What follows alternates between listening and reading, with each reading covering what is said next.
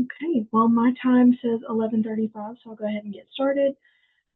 Like I said just a second ago, my name is Liz Mooneyham. I'm an extension specialist here in the Center for Profitable Agriculture.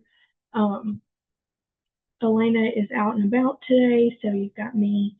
Um, she did write me this very lovely speaker introduction um, here for that was very sweet, but very formal for me. I have been with the center since February of last year, right at a year last Friday, and my role is a marketing specialist in the center, so direct to consumer marketing through farmers market, distilled spirits, fermented wine, cottage foods, point of sale systems, poultry products, a lot of different things. So, and I'm actually going to share a little bit more about myself here. I'm originally from Athens, Alabama. Um, I went to Auburn. I studied agriculture, business, and economics. And like I said, been with the center since February of last year. I also do some row crops. I forgot to mention that a second ago. We're based out of Columbia, Tennessee, but we cover all 95 counties here in Tennessee. So I'm going to talk a little bit about dairy products specifically at the farmers market, more to do with farmers market, um, some marketing techniques, that kind of thing.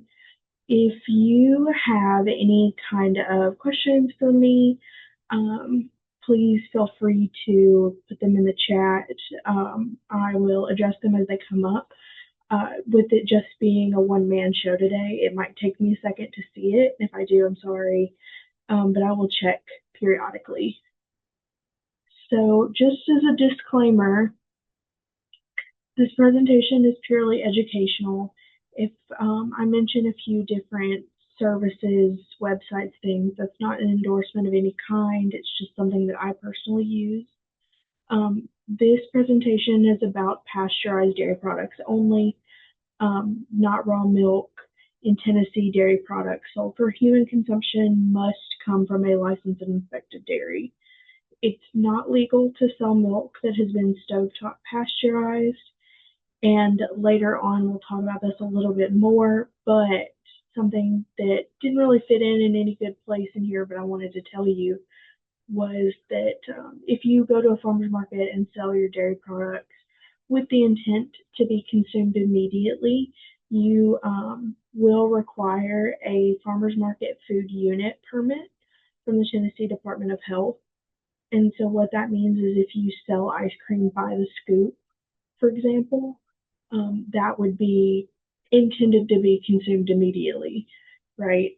Versus a pint, you know, it gets a little bit hairy in what your definition of be consumed immediately is. So I can help get you in contact with the right person to be able to answer those specific questions if I can't answer them myself. So today we're going to talk a little bit about knowing your customer brand identities, but the meat and potatoes of the presentation is going to be on booth design, merchandising, product presentation, signage, and then lastly, building relationships and marketing best practices. So to start, we'll talk a little bit about knowing your customer, identifying your target market. So all of these points in knowing your customer and brand identity are going to guide every marketing principle that you use. It will guide who you're looking to sell your product to. So if you understand your buyer motivation, you are less inclined to burn yourself out by casting a wide net in terms of trying to sell to everyone versus honing in on a specific subset of people. So creating these customer personas are an easy way for me to think about it. Who goes to your market? Is it folks who are looking for locally sourced, hyper local products? Are they looking for organic products, nutrient dense? These are kind of verbs and adjectives that you can use to guide your marketing decisions. So in that, if you don't already have a set brand, some easy kind of first steps for it are creating that clear positioning and crafting your story, because at the end of the day, your product is great, your product is what sells, but you also play a really big part in that. So creating a cohesive visual identity with consistent branding, colors, fonts, a logo, uh, developing a memorable name will all come back in droves for being recognizable week after week in all different settings for your market customers. So that was a quick overview on that. But the main things that I wanted to talk about were booth design and visual merchandising. So what elements draw customers in? If you think about when you yourself are walking around a farmer's market, colors and visuals, bright colors, crowds, for one thing. If there's a crowded booth, it piques my interest. Different levels of product variety, and obviously at the end of the day, for me, it comes down to price.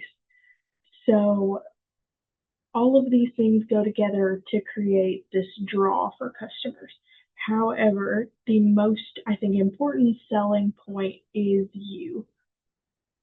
Using your salesmanship to continually draw people in and be a friendly, welcoming face week after week creates such a draw that I think can sometimes go forgotten. So for the visual merchandising, eye-catching booths that stand out from a distance. Designed for some traffic flow. A lot of my photos in here, by the way, just as a quick aside, a lot of my photos in here are kind of vegetable based for markets because there isn't as much dairy products that get sold at market.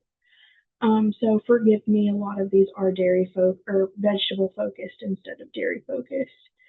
But using height, lighting, designing for a traffic flow where folks know where do they need to go to pay, where is the easiest way to get your attention if they have a question about a product, those kind of things. Considering lighting is important for a couple different reasons.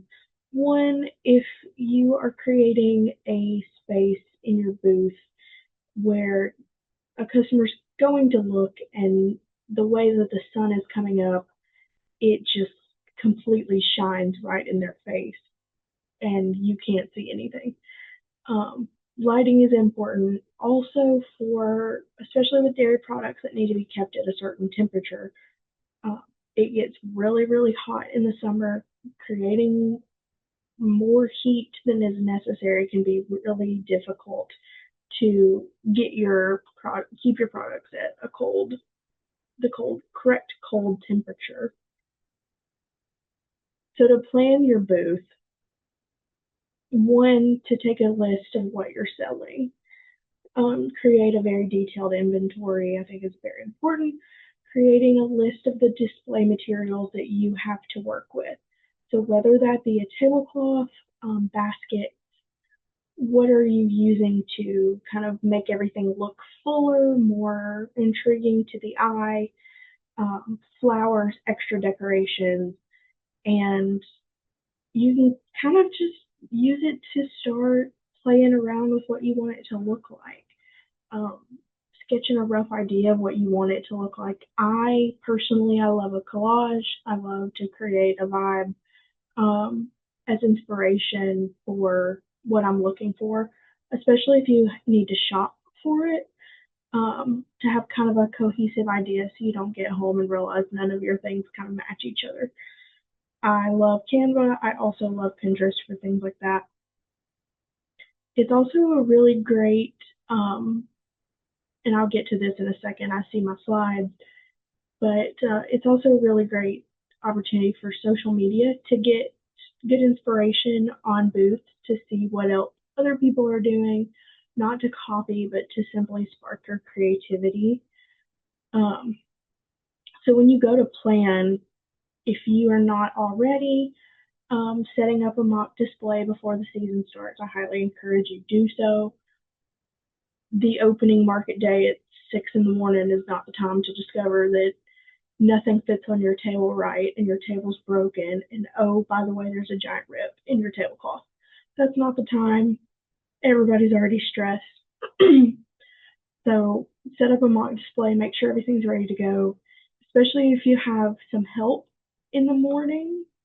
um, Go ahead and take a photo of your display so you can go ahead and send it to people who might be helping you so you don't have to have that whole communication conversation. Um, so, like I said about booth inspiration, you can find inspiration just about anywhere from TikTok to, like I said, I love Pinterest, and then Instagram and Facebook can be great to look up other um, markets, other creators, other farmers to see what they're doing exactly. So, on the thing of product presentation, your decor shouldn't overshadow your product.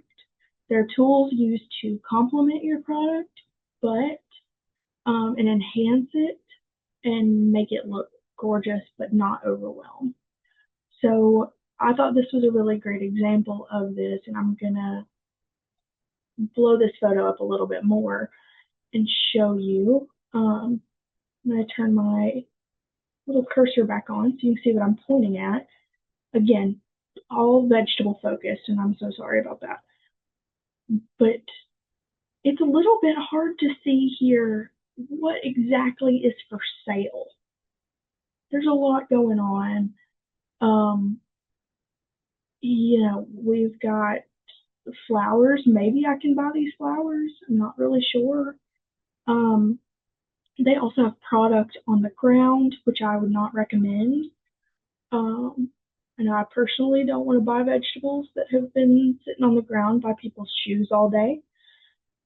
These flower pots, I'm not sure what's going on here. We've kind of got a lot of patterns happening with our stripes up here um,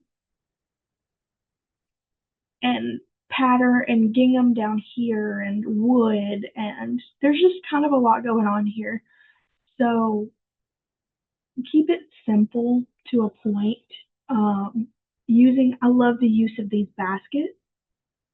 I love the visual height differences that we have going on here, but at some point, it can of course be a little too much.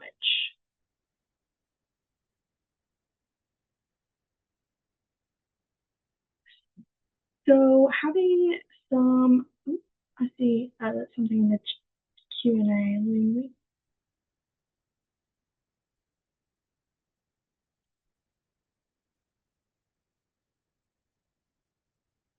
Okay, so we're gonna move on from that question real quick. But there is some guidelines for product presentation that I'd recommend. Some clear, readable signage with names, prices, unique qualities, sampling, especially if you have dairy products. Um, for example, like chocolate milk or cheese or ice cream, and telling your product story.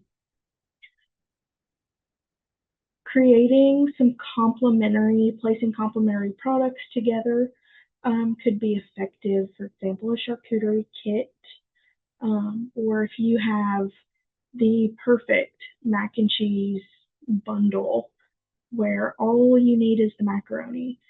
Um, that'd be great for recipes and inspiration.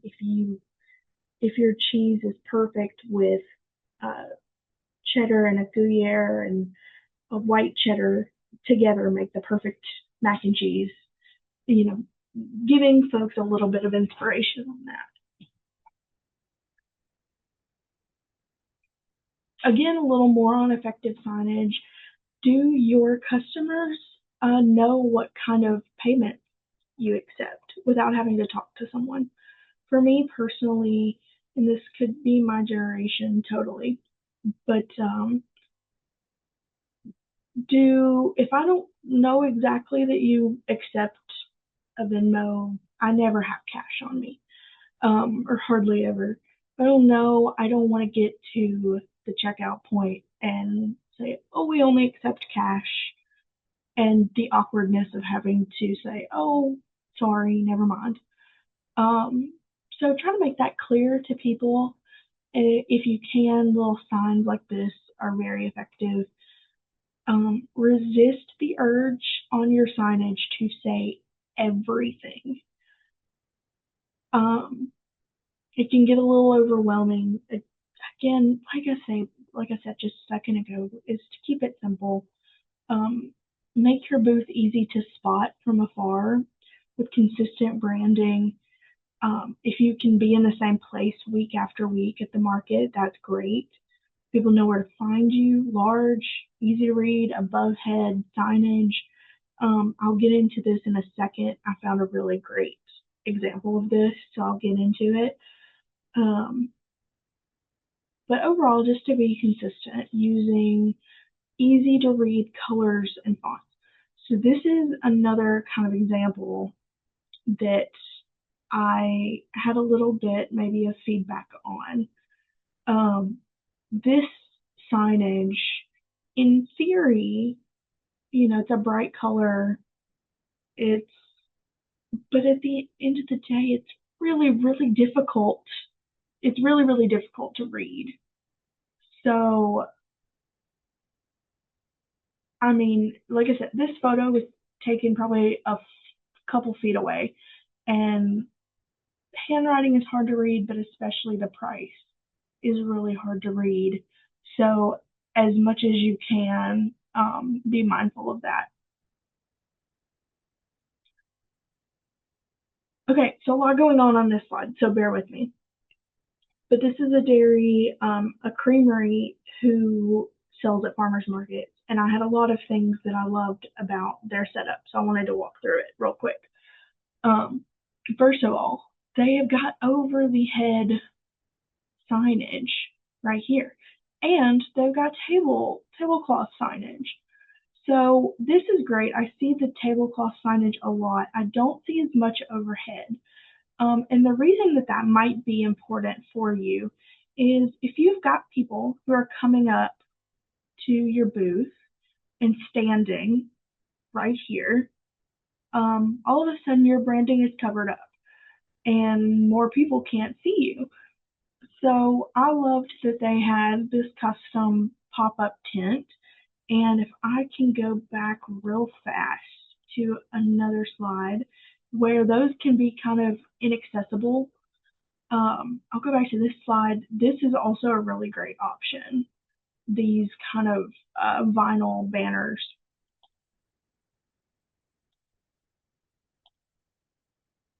Okay, so going back here, they've got the signage. They have got some extra signage that tells a little bit about their family, where their dairy comes from. They also have available products.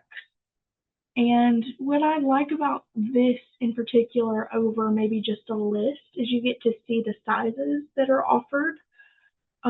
If your, bottles of milk are uh, $4, $5, I don't know, just a random price, but I would like to know personally how much milk I'm getting for that price.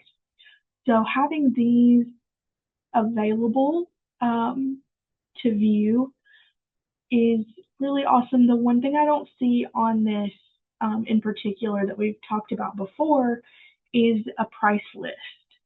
That is the only thing I don't really see in this. You can see back here we've got cold storage. So these are purely for show. You can also see typically they've got cash box here and they've got availability to take card payments right there. So I just really loved this one. back to the vegetable. Oops. Oh, sorry. Back to the vegetable. Sorry again, but some signage and display types of just abundance of color, of varieties, and then this is a little bit hard to see, and I hope you can see, but in telling your story again, going back, it does not have to be this full pop-up banner like we just had on this last slide. It does not have to be this because these cost a pretty penny sometimes. It can instead be something as simple as right through here. There are a couple little printouts, little cutouts that say something about the farm. Again, with the display of showing how much you get for the price that you get it, what the product looks like in its packaging. Same thing over here. These are price lists that are a little hard to see from the angle that I took that picture, but keeping things as visible to your customer as you can. Size differences of a large bouquet, for example, versus a medium.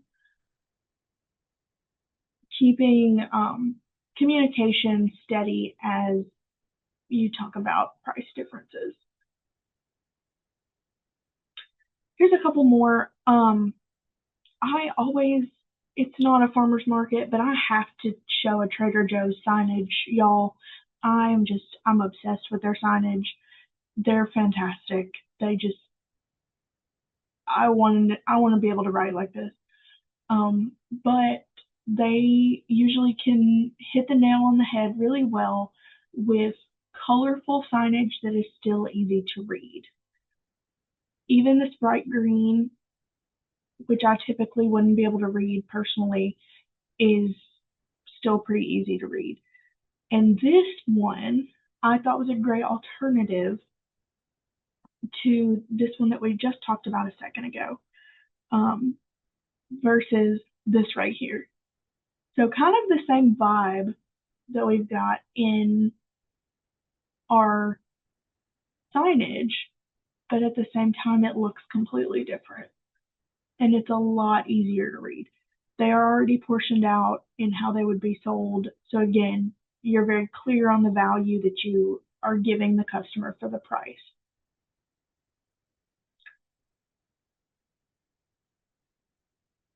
So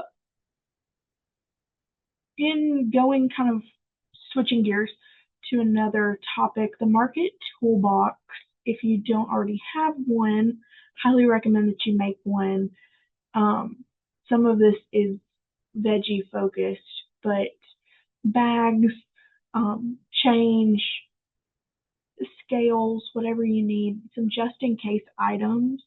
So in case your signs get wet and the ink bleeds, I gotta call out a spelling error when I see them in my own work.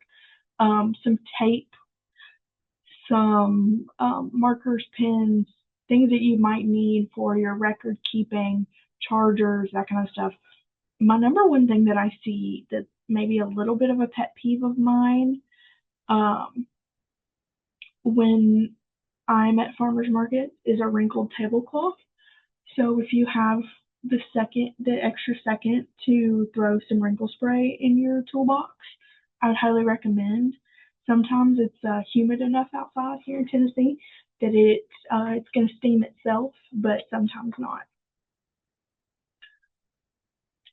So now I'm going to talk a little bit more about marketing itself.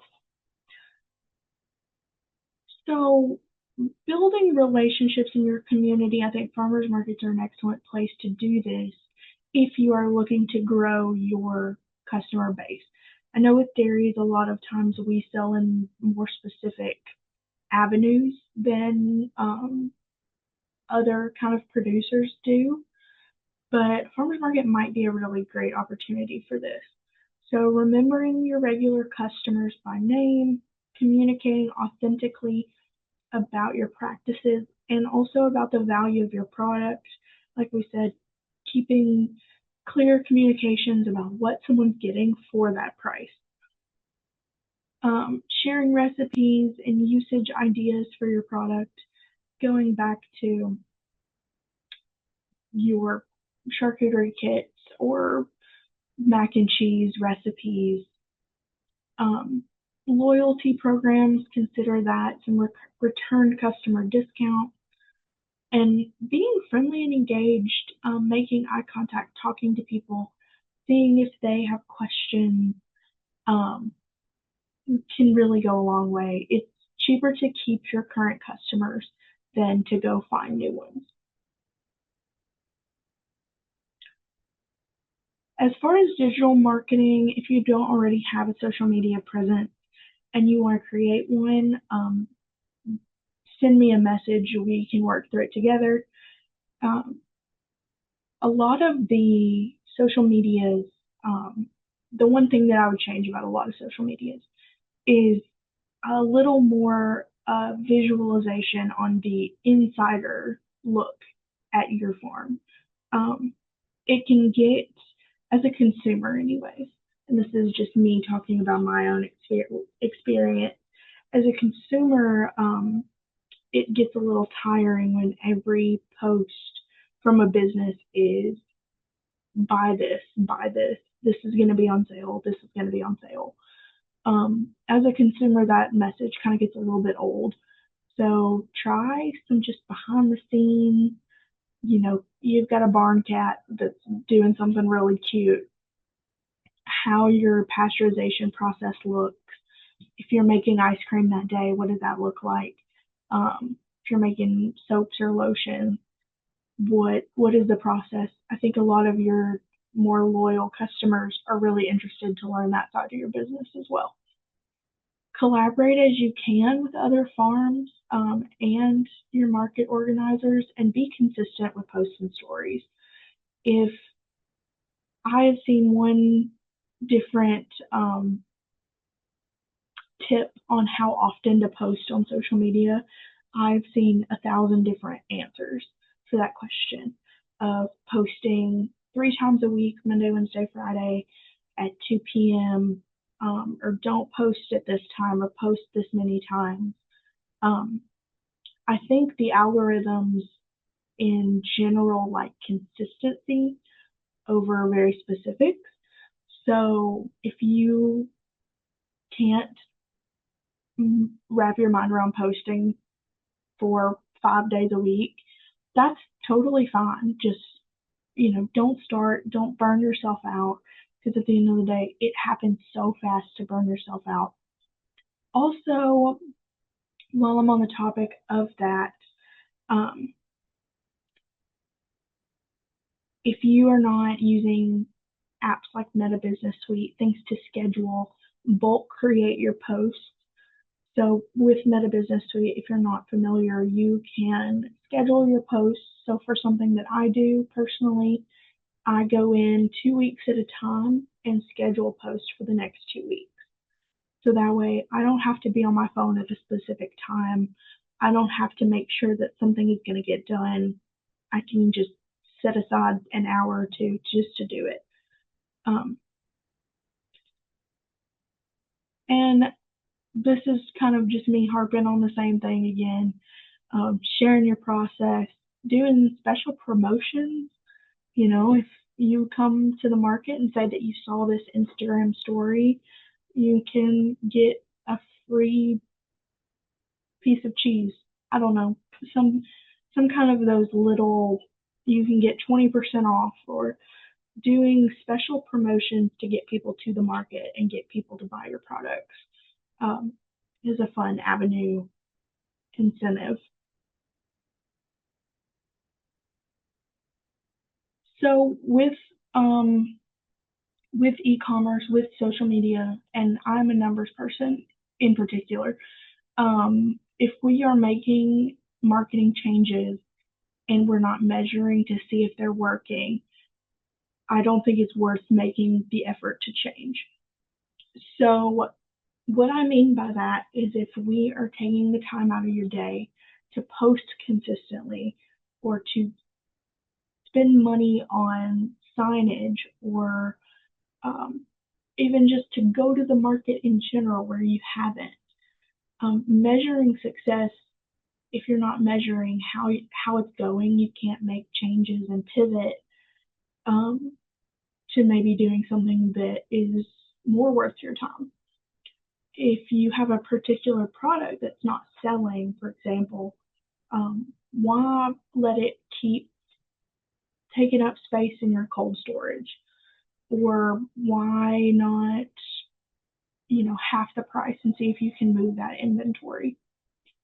So using a point of sale system is, I think, the easiest way to track these things. Social media analytics, I won't even get into. Um, but for point of sale, you can see um, your trending products, what sells the most each day, what sells at what time of the day. Just don't forget to include some cash transactions in that, or don't forget to include any of your cash transactions, kind of a mouthful. And then without hard numbers, you can also monitor your booth traffic and foot traffic um, to see if you are observing the same thing anecdotally that you are in um, in the numbers, see if the numbers match up. It's also great to test different strategies that are available and compare results. If you are doing a really high effort thing and it's not working, and you might pivot to something that's a little more lower effort, it might work better. Using these metrics, though, is how you're going to be able to make those changes, increase your profitability, um, all those things. That's a lot, though, to keep with. So I like an action plan personally. That's how I need a to-do list. So if you take anything from this, identify 3 of the things that I've talked about today to use um, in your upcoming market season, or things that you can get ready for. Create a marketing plan. It can be as simple or as complex as you want it to be. I'm happy to help you make one. And then we can establish some simple metrics. We can learn how to use the metrics that are already in our point of sale system. Again, I'm happy to help with any of that. And to lastly, put time in your calendar to review these metrics. Find out what's working and what isn't. For me, if it's not a time in my calendar, I'm not going to take the time to do it. So schedule those monthly, I would say at the least. Bi-weekly, I think is great. Weekly, if you are just like in it and you really want to. But put that time in the calendar. With that, if you are interested in more farmers market things, we have the Farmers Market Vendor Bootcamp series. These webinars are up on the CPA YouTube page, and we have got some new sessions lined up coming this March and April. So be on the lookout for those. And lastly, this is my contact info. I will stick it in the chat if there are any questions, and I will stick around. But here is the QR code for your TAEP application B education credits if you are attending for those. But with that, if there are any questions, please let me know. Other than that, thank you.